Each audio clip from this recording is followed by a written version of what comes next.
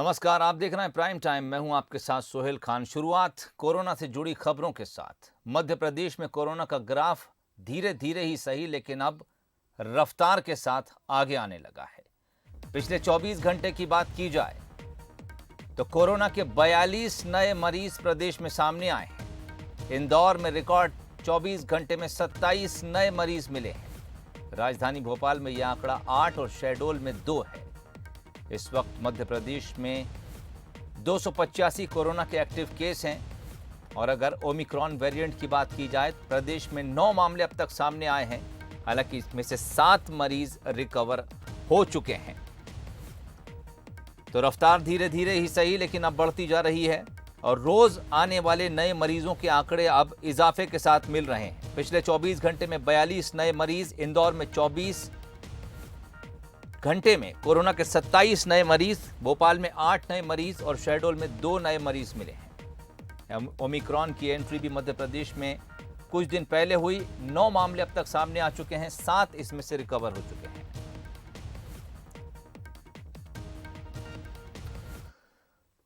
इधर छत्तीसगढ़ में भी कोरोना का ब्लास्ट देखने को मिला है। पिछले 24 घंटे की बात की जाए तो कोरोना के 69 नए मामले एक साथ सामने आए हैं।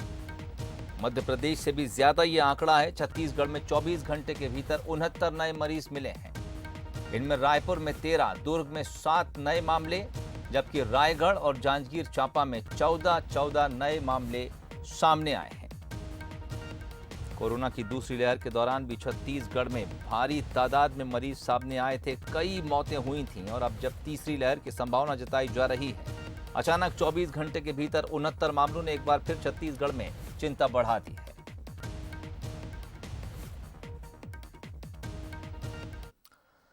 और अब बात करेंगे सबसे ज्यादा प्रभावित राज्य की। वो राज्य महाराष्ट्र है और महाराष्ट्र का शहर मुंबई, जहां कोरोना बेकाबू सा नजर आने लगा है। पिछले 24 घंटे की बात की जाए 2510 नए संक्रमित मरीज मुंबई में ही सामने आ गए हैं। एक दिन पहले की संख्या से करीब 80% ये मरीजों का आंकड़ा ज्यादा है। अब 8060 मरीज इस वक्त एक्टिव कंडीशन में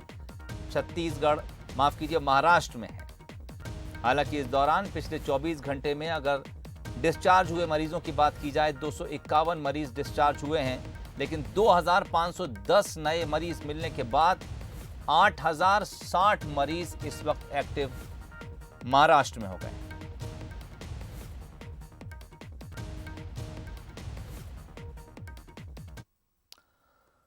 देश भर में कोरोना के नए वेरिएंट ओमिक्रॉन के बढ़ते संक्रमण को देखते हुए प्रदेश में शासन और प्रशासन पूरी तरह से अलर्ट मोड पर है। इसी को देखते हुए एमपी के चिकित्सा शिक्षा मंत्री विश्वास सारंग ने हमीदिया अस्पताल का निरीक्षण किया।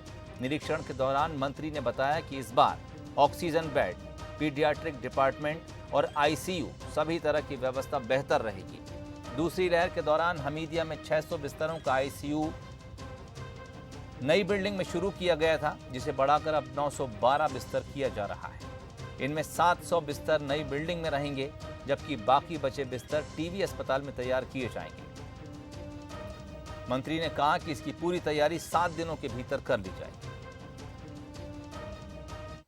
कि कोरोना के केसेस फिर से बढ़ रहे हैं। आज मैं यहाँ पर हमीदिया अस्पताल का दौरा करने ही आया हूँ। जो संभावित तीसरी लहर है उसकी तैयारी के लिए आया हूं और यहीं से आपसे ऑनलाइन जुड़ा हूं। मैं इस बात का मुझे बहुत दुख है कि मैं व्यक्तिगत रूप से आपसे नहीं मिल पा रहा, पर जैसा मैंने बताया कि काल, समय और परिस्थिति हमें यही अलाउ करती है कि हम सोशल डिस्टेंसिंग के साथ ही अपने सेलिब्रेशन को मनाएं। और इसीलिए आज हमने ये निर्णय लिया कि हम और आप दूर दूर से ही आपकी शुभकामनाएं लेंगे। आपका ये प्यार, दुलार, स्नेह, आशीर्वाद मुझे बहुत ताकत देता है। मैं सबको बहुत धन्यवाद देता हूँ। कोरोना की संभावित तीसरी लहर को लेकर जो तैयारी गांधी मेडिकल कॉलेज के हमीदिया अस्पताल में जो हमने निर्धारित की थी, उसकी आज हमने तैयारियों की समीक्षा की है। टोटल मिलाकर 912 बिस्तर हम हमीदिया अस्पताल में कोविड के लिए डेडिकेट करेंगे। उसमें ऑक्सीजन युक्त वेंटिलेटर के बिस्तर, पीडियाट्रिक डिपार्टमेंट और पीडियाट्रिक आईसीयू, ये सभी तरह के बिस्तरों की यहाँ पर व्यवस्था रहेगी। पिछली बार भी हमने लगभग 600 बिस्तर का आईसीयू हमीदिया अस्पताल की इस नई बिल्डिंग में शुरू किया था। अब हम उसको बढ़ाकर लगभग 912 बिस्तर तक लेके जा रहे हैं। और अब बात करेंगे कमिश्नर सिस्टम की। राजधानी भोपाल में नए साल के दौरान पुलिस का नया सिस्टम भी देखने को मिलेगा। पुलिस कमिश्नर ने कहा है कि नए साल के जश्न में खास तौर पर नजर रखी जाएगी। सड़क से लेकर पिकनिक स्पॉट्स तक पर पहरा रहेगा। ड्रग्स और गांजा को लेकर विशेष अभियान पुलिस चलाएगी। लॉ एंड ऑर्डर बिगाड़ने वालों पर भी सख्त कार्रवाई की जाएगी। इसके अलावा नए साल में 1 जनवरी से पुलिस का न्यायालयीन कार्य भी शुरू होगा। पुलिस कमिश्नर सिस्टम के तहत जो कुछ अधिकार पुलिस के बढ़ाए गए हैं वो 1 जनवरी से हमें देखने को मिलेंगे। उससे पहले पुलिस ने जो बयान दिया उसके मुताबिक फिलहाल उनका फोकस नए साल के जश्न और उससे जुड़ी तमाम गाइडलाइंस और पाबंदियों पर रहेगा।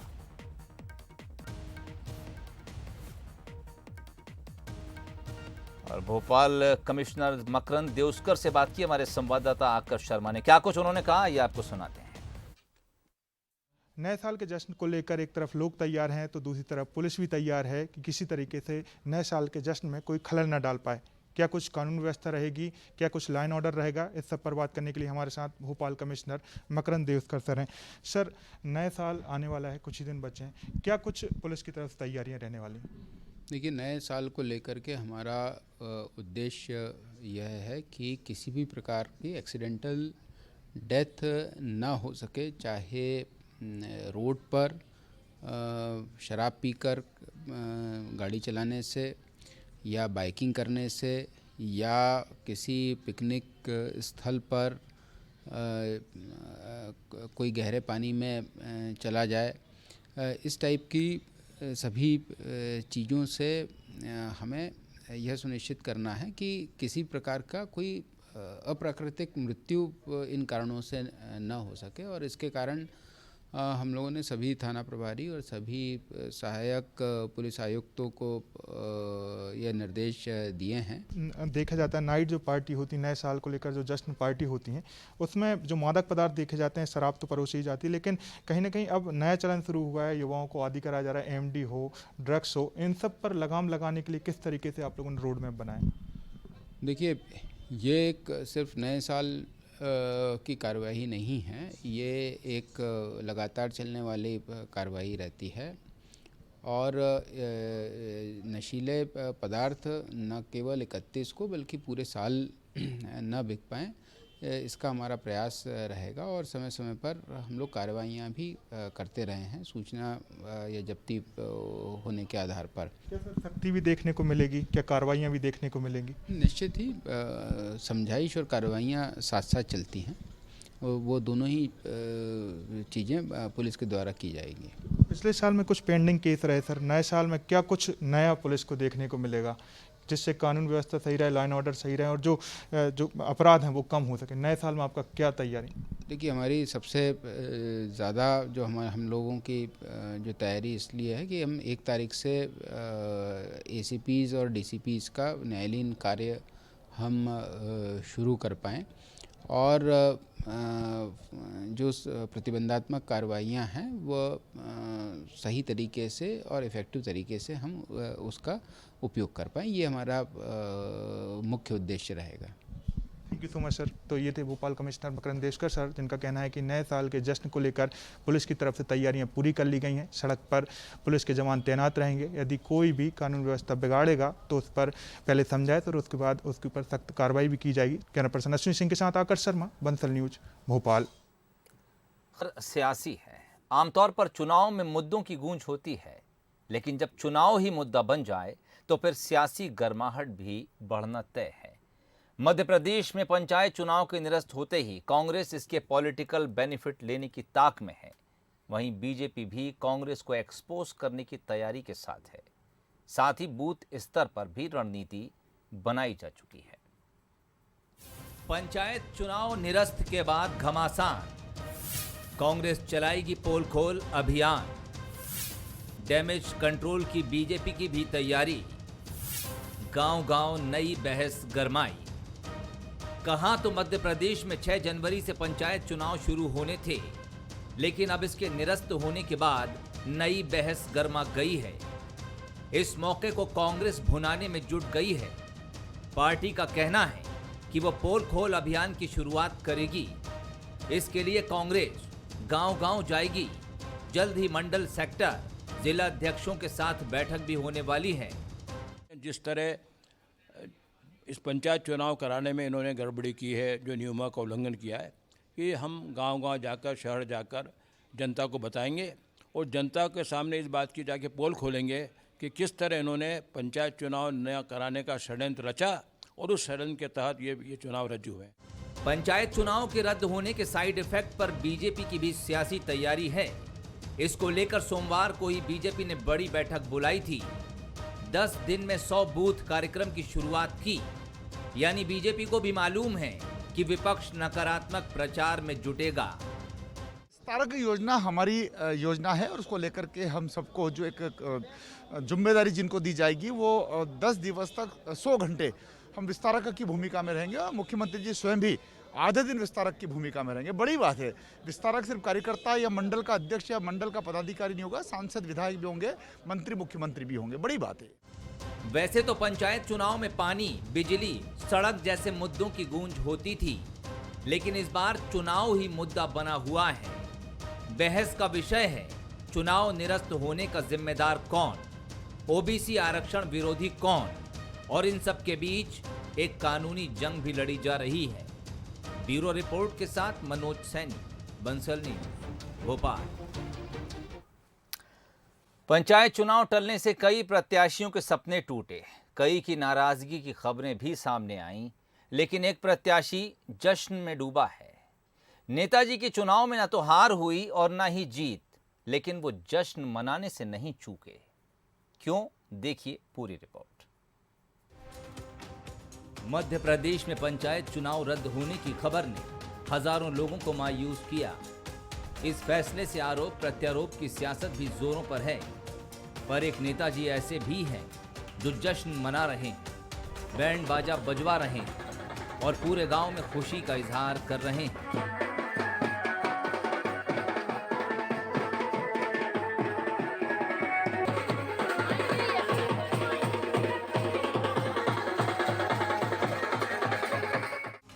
खबर चित्रकूट के पचली पंचायत से है, जहां कृष्ण कुमार गौतम सरपंच का चुनाव लड़ने खड़े हुए थे। नेताजी को ताला चाबी, चुनाव चिन्ह भी मिल गया था। चुनाव लड़ने की खूब तैयारी भी थी।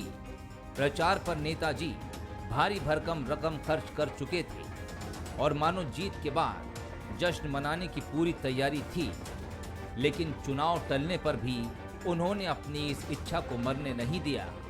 जश्न तो मनकर ही रहेगा। खुशी है जो सरकार ने निर्णय लिया है, पहली तो ये खुशी है। जो सबके हित में जो फैसला हुआ है उसको मान करके बड़ी खुशी और प्रसन्नता हुई है। क्या था चुनाव चिन्ह आपका? चुनाव चिन्ह ताला चाबी थी। कितना पैसा खर्च हो गया था अभी तक? पैसा हो गया, कोई ज़्यादा नहीं खर्च हुआ था। ये बैलेट पेपर छपवा लिए गए थे। हाँ, पैसा तो आता जाता रहता है जीवन में, लेकिन जो सरकार निर्णय करती है उस निर्णय को भी मानना चाहिए। ये सबसे बड़ी खुशी है। तो जनाब, चुनाव टलने के फैसले से मायूस न होइए, सियासत में भी न उलझिए, किसी को दोष भी न दीजिए और कृष्ण प्रकाश गौतम की तरह उत्सव मनाइए।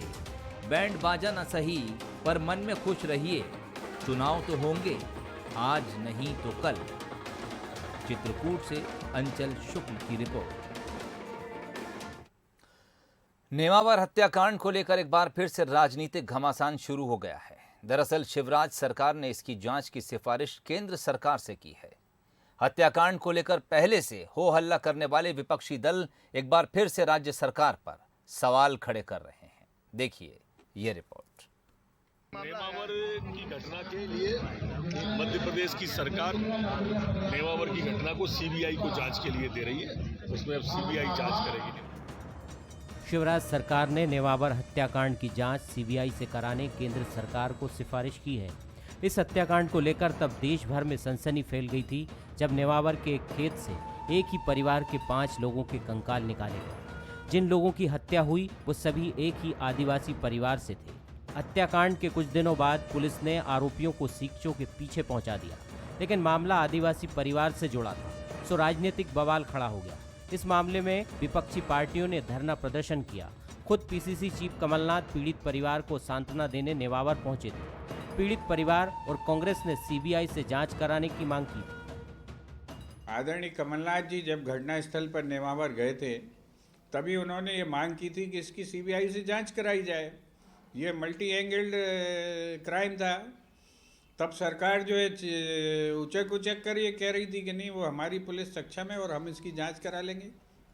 आज घटना के 6 महीने बाद ऐसे कौन से तथ्य निकले हैं इसमें कि जिसके लिए आपको शर्माना पड़ रहा है और मध्य प्रदेश की पुलिस की नाक कट रही और आपको जो है जांच देनी पड़ रही है सीबीआई में।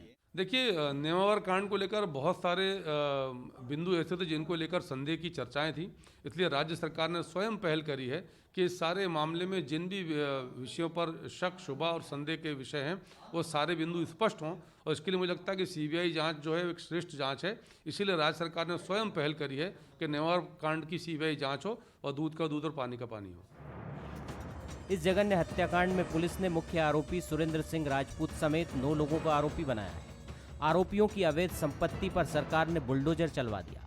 पुलिस जांच में हत्याकांड की जो कहानी सामने आई उसके मुताबिक मृतक आदिवासी युवती रूपाली और मुख्य आरोपी सुरेंद्र राजपूत के बीच प्रेम प्रसंग था, लेकिन दोनों के बीच शादी को लेकर विवाद हो गया। तब रूपाली ने इंस्टाग्राम पर फर्जी आईडी बनाकर सुरेंद्र की मंगेतर का फोटो और मोबाइल नंबर अपलोड कर दिया, जिसका बदला लेने सुरेंद्र ने इस हत्याकांड की साजिश रच डाली।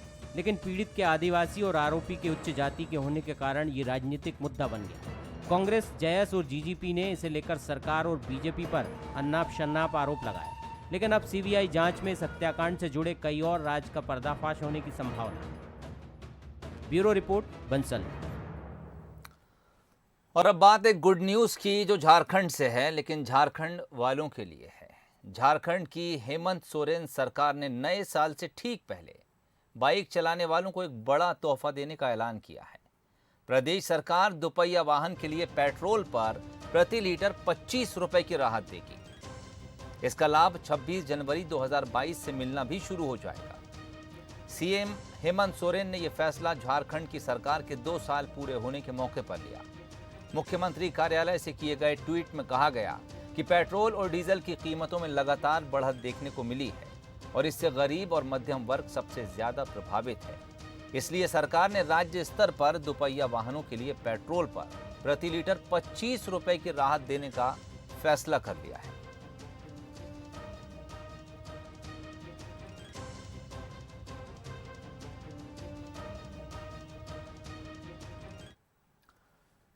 साल 2022-23 में खेलो इंडिया यूथ गेम्स की मेजबानी मध्य प्रदेश को मिली है, जिससे प्रदेश में खेलों को बढ़ावा मिलेगा।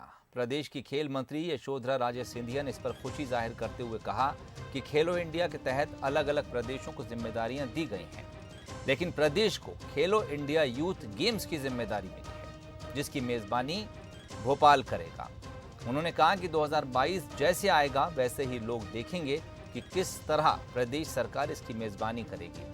वहीं सीएम शिवराज सिंह चौहान भी इसको लेकर पहले ही खुशी जता चुके हैं।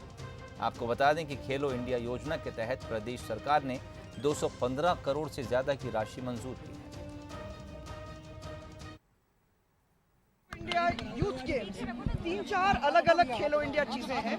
हमें खेलो इंडिया यूथ गेम्स मिलने वाला है। 22-23 की बात है। 22 को आने तो दो, फिर मैं आपसे बात करूंगी। चलिए, इस खबर के साथ ही बुलेटिन में फिलहाल इतना ही। तमाम अपडेट्स के लिए जुड़े रहिए बंसल न्यूज़ के साथ। इजाज़त दीजिए। नमस्कार।